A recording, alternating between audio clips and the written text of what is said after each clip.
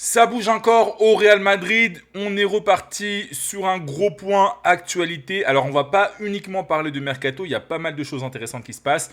On va parler évidemment de Nico Paz, mais on va aussi parler de Kylian Mbappé, d'Asensio, de Valverde, etc. Donc, vidéo très intéressante, en tout cas selon moi. Voilà. Pour que tu restes sur la vidéo et que tu ne fermes pas la vidéo. Écoute, avant tout, comme d'habitude, prends tes petites pipasses, prends ta petite boisson, prends tes bonbons, like, abonne-toi et on est parti et on commence direct avec le gros dossier du moment. La plus-value du Real Madrid avec Nico Paz. Donc le Real Madrid a bien rapatrié le joueur argentin pour le revendre directement à Com. Donc voilà, le Real Madrid a levé son option de rachat de 9 millions d'euros et l'a revendu 60 millions d'euros à Com, donc une plus-value de 51 millions d'euros. Voilà, donc financièrement, c'est une super opération. Voilà, Nico Paz voulait rester en Italie. On a le journal Marca qui nous explique que Nico Paz estime qu'à Com, il a trouvé le contexte idéal pour continuer de jouer, d'avoir de la responsabilité et de l'importance dans le jeu. Donc voilà, c'est le contexte idéal pour lui. Donc voilà, c'est une opération qui contente plus ou moins tout le monde. Voilà, bon, Com, quand même, mine de rien, doit payer pour un joueur qui était déjà en quelque sorte en sa propriété, même si bon, c'est vrai qu'il y avait cette option de rachat. Donc c'est un peu bizarre comme opération pour Com. Com, ils se font un peu niquer dans l'histoire, mais bon, au final, ils conservent quand même leurs joueurs. Personnellement, je pense que le Real Madrid aurait pu garder Nico Paz. Après, on est toujours dans le même débat. Est-ce qu'il aurait été titulaire? Est-ce que pour lui, c'est pas mieux d'être titulaire à Com plutôt que d'être remplaçant au Real Madrid, etc. Bref, moi, je pense que c'est un joueur qui a le niveau pour avoir un rôle important au Real Madrid. Voilà. Après, il y a beaucoup de monde. Mourinho a une idée du foot qui peut-être ne correspond pas à ce qui peut être idéal pour Nico Paz par rapport à ce que met en place Fabregas, par exemple. Voilà, moi, Mourinho, bon, je suis pas le plus grand fan, donc je suis peut-être pas objectif. Après, voilà, moi, en tout cas, si j'étais le Real Madrid, je l'aurais gardé. Après, je comprends évidemment la décision du joueur et surtout, mine de rien, c'est quand même un très bon coup financier pour le Real Madrid. Là, faut l'avouer, voilà, cette stratégie de vente de joueurs issus de la Fabrica, du centre de formation, avec des options de rachat, etc., c'est très intéressant et on le voit. Et attention parce que ce n'est pas terminé, d'accord? Cette saison, Nico Paz va jouer à Com, mais l'été prochain, attention, parce que le Real Madrid a une option de rachat encore, bon cette fois elle est de 80 millions d'euros, donc Com est quand même plutôt protégé, mais le Real Madrid estime que l'été prochain, Nico Paz pourrait revenir. Je vais vous mettre l'article de As qui explique justement, c'est José Félix Diaz, voilà, vous savez que pour moi c'est le journaliste le plus fiable actuellement, le Real Madrid aurait déjà décidé de récupérer le joueur l'été prochain. Donc voilà, il faudra payer 80 millions d'euros. Voilà, on enlève un peu ce qui a été payé en ce moment. Bref, ça fait environ 60 moins les 9. Bref, bon, ça fait pas beaucoup. Mais en tout cas, le Real Madrid compte toujours sur Nico Paz. Et ça, je répète, c'est aussi très intelligent parce que c'est un joueur que le Real Madrid ne doit pas laisser filer. Fin de l'article. Les plans pour cette saison sont de faire de la place à Bernardo Silva pour ouvrir la porte à Nico Paz la saison qui arrive. Donc voilà, c'est pas définitivement mort. Nico Paz, a priori, devrait porter le maillot du Real Madrid un jour. Devrait le reporter en tout cas. Donc voilà, je pense que là, c'est intelligent de la part du Real Madrid. On va enchaîner avec une information. Là, ça ne concerne pas le mercato, mais ce sont les plans du Real Madrid pour Kylian Mbappé. Et là, c'est très très intéressant. La saison prochaine, le Real Madrid veut que Kylian Mbappé ne joue pas autant dans la surface. Alors, il va toujours être a priori sur les compositions d'équipe l'attaquant de pointe, le numéro 9. Mais le Real Madrid souhaite qu'il occupe un rôle un peu différent. Voilà, qu'il ne soit pas un attaquant typique, on va dire. Voilà, qui commence les actions plus loin sur le terrain, si on peut dire ça comme ça. Donc voilà, on va voir un petit peu ce que nous dit le journal AS. Le style de jeu qu'on cherchera sera qu'il apparaisse plus souvent en dehors de la surface plutôt que dans une position de 9. Le club considère que Kylian Mbappé est le pilier du projet et travaille en pensant à lui. Donc voilà, l'arrivée de Mourinho, elle n'a rien changé pour Mbappé. Mbappé est toujours la star et le pilier tout simplement du Real Madrid. Est-ce que c'est une bonne chose? Bon, voilà, moi vous savez que Kylian Mbappé, je vais pas relancer le débat, mais moi je pense que c'est une erreur. Voilà, voilà, je veux juste dire ça. Et on va voir un peu plus de détails. Donc voilà, Mourinho va jouer en 4-2-3-1. Donc l'objectif aussi, en faisant reculer un peu Kylian Mbappé, c'est d'exploiter plus intelligemment ses qualités. Voilà, c'est un joueur avec des espaces, entre les lignes, etc. C'est pas un joueur de surface. Vinicius, regardez, jouerait un peu plus en arrière, un peu plus en retrait. Donc côté gauche, mais un peu plus reculé, voilà, pour toucher le ballon avant dans les actions. Et surtout, Bellingham jouerait plus avancé. Donc Bellingham, qui serait le 10, pourrait par moment être placé devant Kylian Mbappé. Bellingham qui est un joueur qui est assez à l'aise à la finition et dans la surface et ses abords. Donc voilà, ça veut dire que ça va être un système en gros un peu hybride avec pas mal de permutations.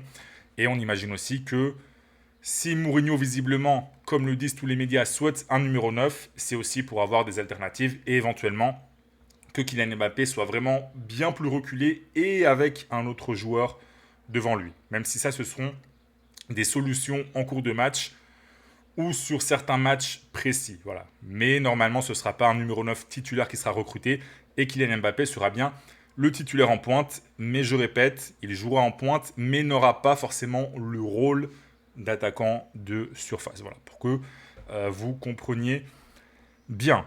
Donc voilà. Après, bon, on a encore un passage sur Enzo Fernandez, etc. C'est un peu toujours la même chose, mais regardez la conclusion. L'écosystème du Real Madrid se base sur Kylian Mbappé. Voilà. Je pense que c'est une erreur. Je pense que déjà, c'est une erreur de baser une équipe autour d'un joueur. Je pense que même le Barça, par exemple, ne doit pas baser son équipe sur Lamine Yamal, et je pense que le Barça ne le fait pas. L'équipe, elle doit se baser sur un collectif, d'accord? Ou à la limite, tu dis, l'écosystème, c'est Vinicius, Bellingham, Arda Güler, Mbappé. Plusieurs joueurs. Mais baser ton équipe sur les prestations d'un seul joueur, je pense que c'est pas intelligent. Que ce soit sportivement, dans la gestion humaine, dans la gestion des égos, je pense que c'est une erreur. Et je pense que c'est en partie aussi pour ça que le Real Madrid, ces 2 dernières années, a eu des résultats assez médiocres et surtout un contenu assez mauvais aussi dans le jeu. Et je rajoute un petit peu d'huile sur le feu, mais le contenu il était mauvais. Et là, il y a Mourinho qui arrive. Est-ce que le contenu va être meilleur avec Mourinho?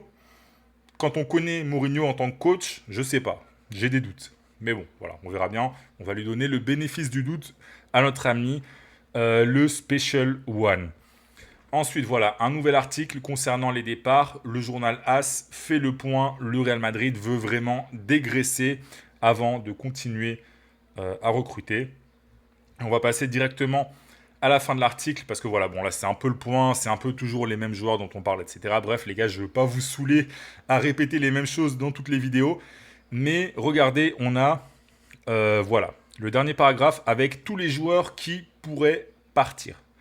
Asensio, Fran Garcia, Tchouaméni, Camavinga, Ceballos, Mastantuono, Brahim Diaz et Gonzalo. Voilà, ce sont les principaux candidats à un départ. Après, évidemment, ce ne sera pas pareil. Voilà, si Mastantuono part, ce sera dans le cadre d'un prêt. Pareil pour Gonzalo.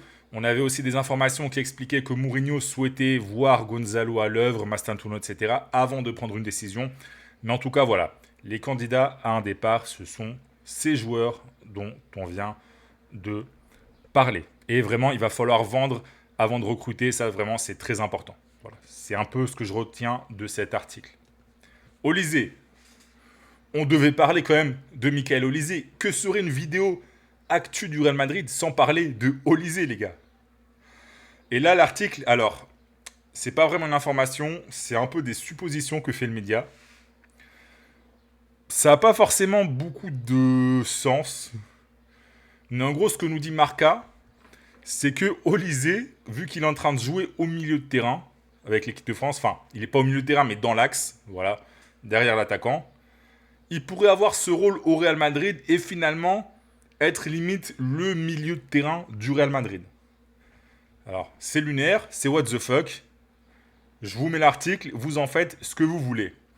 Et en gros, ce que nous fait comprendre Marca, c'est que si tu recrutes Enzo Fernandez, t'as pas besoin d'Olise. Et si tu recrutes Olise, t'as pas besoin d'Enzo Fernandez parce qu'ils ont plus ou moins le même rôle sur le terrain. Vu que maintenant Olise joue dans l'axe avec l'équipe de France. Voilà. Moi, à mon avis, c'est que c'est un peu n'importe quoi ce que nous raconte Marca. Mais bon, voilà. J'avoue que j'ai un peu du mal à comprendre l'intérêt de leur article. Je vous le mets. Comme ça, vous aussi, vous pouvez vous faire un avis. Vous voyez un peu ce qui se dit en Espagne. Ça peut être intéressant pour vous aussi. Mais voilà, on va passer rapidement parce que c'est pas forcément non plus super cohérent comme information. As qui nous parle de Raúl Asensio. On vient de voir un article qui expliquait qu'il était un candidat sérieux à un départ. Mais Asensio est en train de se donner à fond pour convaincre Mourinho. Voilà, son objectif, c'est vraiment de rester au Real Madrid coûte que coûte. Il veut prouver à Mourinho qu'il peut avoir une place. Et voilà, en gros, il est en train de faire déjà une sorte de pré-saison, gros travail physique, etc., etc. Bon, je pense que pour Mourinho, il en faut un peu plus que ça. Voilà, Mourinho, il s'en fout que tu aies des abdos ou pas, Asensio. Hein. Mourinho, il veut que sur le terrain, tu sois performant. Alors, Asensio, c'est pas un mauvais défenseur, mais c'est pas un grand défenseur. Et en plus de ça, j'en ai déjà parlé dans des vidéos, il y a des problèmes de comportement. C'est un joueur qui n'a pas une hygiène de vie au top.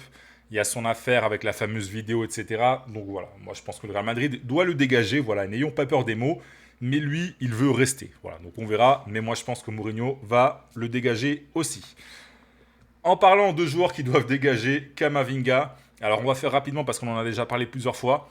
Camavinga, en gros, il veut pas se barrer. Le Real Madrid est en train de forcer pour qu'il parte, mais lui, il a même demandé à ses agents qu'il n'écoute aucune offre parce qu'il veut rester au Real Madrid. Camavinga, c'est le joueur sur qui le Real Madrid compte le plus pour faire une grosse vente. Voilà, parce que les autres joueurs, Ceballos, compagnie, etc., Fran Garcia, ce ne sera pas des grosses ventes. Camavinga, il y a moyen de le vendre cher en première ligue. Et voilà, à Valdebebas, il pense que sa progression est freinée, voilà, stagne. C'est un joueur qui ne progresse pas et ils veulent récupérer plus de 50 millions d'euros sur son transfert. Mais Camavinga, il veut pas partir. Camavinga, il est dans... Il veut partir limite au clash avec le Real Madrid. Je reste là et je bouge pas. Voilà. Moi, vous savez, pour moi, Camavinga doit partir. Même pour lui, hein. Même pour lui, ça n'a pas de sens de rester au Real Madrid. Dès qu'il va faire un mauvais match, il va se faire fumer. Il va pas être titulaire. L'équipe de France, ça va encore plus se compliquer pour lui, déjà qu'il n'est pas au mondial. Pour moi, Camavinga doit partir. En Angleterre, il peut être titulaire dans des clubs intéressants. Donc voilà. Mais bon, il s'obstine à rester au Real Madrid. On va terminer avec deux petites informations. Hendrik va rester au Real Madrid, on le savait. Là, c'est encore une fois confirmé par le journal Marca. Voilà, le Real Madrid compte sur lui, etc. Et on termine avec Valverde qui fout le bordel avec la sélection uruguayenne. Voilà, je vous ai mis le tweet du journal du Real qui résume cette histoire. Il y a de la tension entre Bielsa et l'équipe de l'Uruguay. Fede Valverde, accompagné de plusieurs joueurs, a rencontré Bielsa pour lui dire qu'il ne supporte pas ses méthodes d'entraînement. Tiens donc, mais ce serait pas ce qui s'est passé au Real Madrid il y a quelques mois avec Xabi Alonso? Tiens donc, ah. Voilà, après, moi, quand je dis qu'il faut dégager Valverde parce que c'est quelqu'un qui est problématique dans le vestiaire, on me dit non, mais il a fait un bon match, dans tel match, il a la grinta, il court, etc. Ben voilà, vous aurez ça, encore et encore, tant que des joueurs comme Valverde seront au Real Madrid. Alors après, peut-être que Bielsa fait n'importe quoi avec l'Uruguay, je ne sais pas. Mais ça se répète. Quand ça se répète plusieurs fois, c'est qu'il y a peut-être un problème. Et que le problème, c'est pas uniquement Bielsa. Xabi Alonso, Bielsa. Est-ce que ce sera pareil avec Mourinho? Je ne sais pas. Mais en tout cas, pour moi, là, l'histoire de Fede Valverde avec l'Uruguay, ça confirme que le Real Madrid doit dégager Valverde cet été. Pas uniquement pour des raisons sportives, parce que voilà, je répète, c'est pas un mauvais joueur. C'est pas un extraordinaire, mais c'est pas un mauvais joueur. Mais pour des raisons de comportement. Donc voilà, on a fini pour aujourd'hui. Si tu es fan du Real Madrid, je t'invite à liker, à t'abonner et active la petite cloche parce qu'il y a beaucoup d'entre vous, en fait, vous regardez les vidéos avec 2 ou 3 jours de retard. Et dans le foot, ça va très vite. Donc quand vous regardez une vidéo qui date de 2-3 jours, eh bien, elle est peut-être déjà dépassée. Donc voilà, activez la cloche, comme ça vous avez les vidéos en temps réel. Écoutez, restez très attentifs parce qu'on va avoir beaucoup d'actualités dans les prochains jours.